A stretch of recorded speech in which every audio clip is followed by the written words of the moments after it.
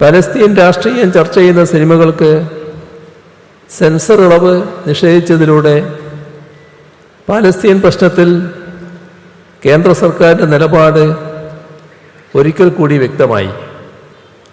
ചേരിചേരാ നയത്തിൻ്റെ ഭാഗമായി എക്കാലവും പാലസ്തീൻ്റെ പക്ഷത്ത് നിൽക്കുന്ന രാജ്യമാണ് ഇന്ത്യ. പാലസ്തീൻ വിമോചന സംഘടനയെ അംഗീകരിച്ച ആദ്യ അറബ് ഇതര രാഷ്ട്രവും ഇന്ത്യയാണ്.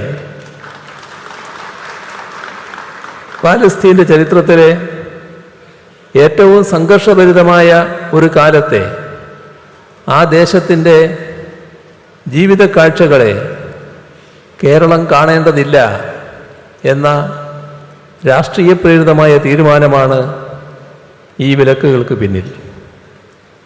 2016 2017 IFFKയിൽ സുവർണ ചകോരം ലഭിച്ച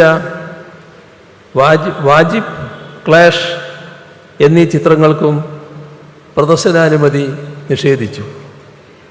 വിഖ്യാത ആഫ്രിക്കൻ സംവിധായകനും തിരക്കഥാകൃത്തുമായ അബ്ദുർ റഹ്മാൻ സിസാക്കോയുടെ തിംബുക്തു, ബമാക്കോ എന്നീ 2 സിനിമകൾക്കും പ്രദർശന അനുമതി നിഷേധിക്കപ്പെട്ടു.